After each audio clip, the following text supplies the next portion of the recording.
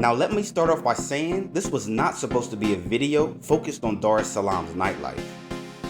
But when I got here, I ended up partying almost every night until the sun came up, which I wouldn't recommend.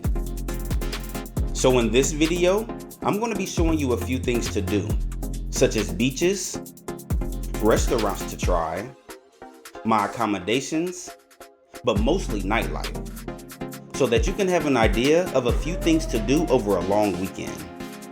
So sit back and buckle up as we explore Dar es Salaam, Tanzania. For those that don't know, Tanzania is located in East Africa and borders 8 different countries, with Uganda and Tanzania to the north, Zambia, Malawi, and Mozambique to the south, Rwanda, Burundi, and the Democratic Republic of the Congo to the west, and the Indian Ocean to the east.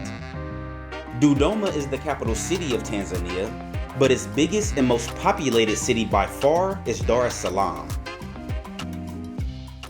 So, since I only had a few days to spend in Dar es Salaam, one of the first things I wanted to do was go check out the beach.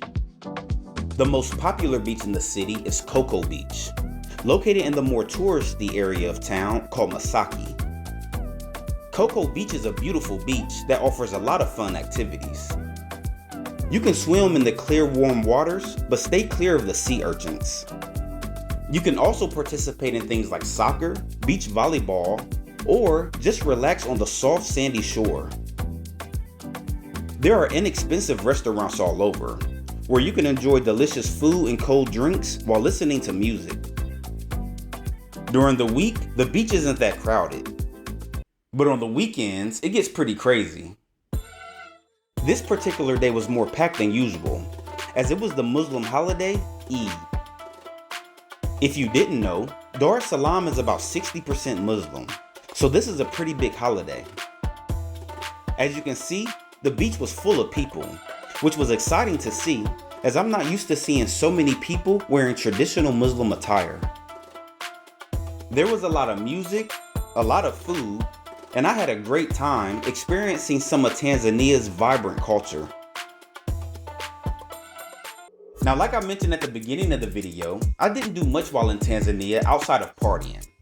That wasn't my plan for the few days I was here, but that Tanzania nightlife will grab a hold of you and won't let go if you let it. The place I partied the most was the restaurant and lounge, Samaki Samaki.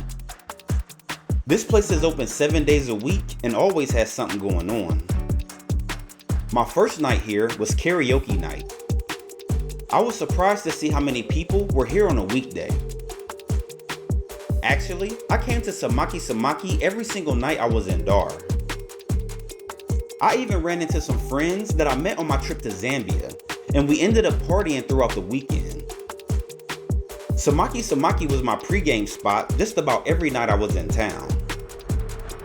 They have some delicious steak here and decently priced beers compared to American prices. This is definitely a place you should visit when in Dar es Salaam.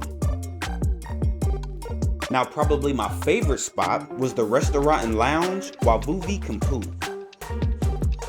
Now, when I came here for the first time, I was only coming for dinner. I didn't even know the place turned into a lounge. Located right on Koko Beach, the setup of this restaurant was perfect, and they also had some really good food. The music here is amazing, and the DJs keep the place rocking with Afro beats, amapiano, and local Tanzania music. Everybody I met here was super welcoming, which made me feel very comfortable and right at home. Also, because this place was literally right on the beach, it had a nice breeze going through, a relaxed vibe, and was perfect for meeting new people. This is definitely a top spot in Dar es Salaam that you don't want to miss. Now, as far as nightclubs, Elements is for sure a place you want to check out. This is one of the spots that everybody goes to after the restaurants and lounges like Samaki Samaki and Wavivu start to die down. Elements was kinda small and reminded me a lot of the clubs in the US. Just like all the other spots I've visited, the DJ here was on point. And if you're into nightclubs, this is one you might want to check out.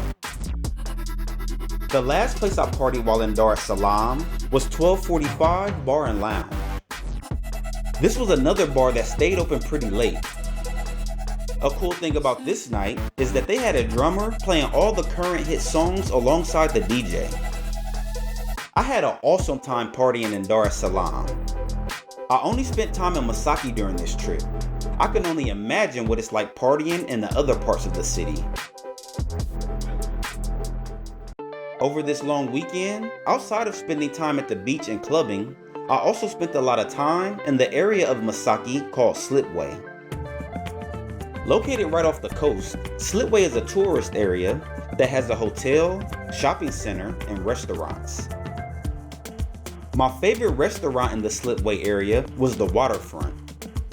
This restaurant had a really nice setup, some really good food, and since it's right off the coast, it's the perfect place to catch the sunset while having a few cocktails. Actually, this entire area has many different restaurants, and most of them have a live band or DJ playing once the sun goes down.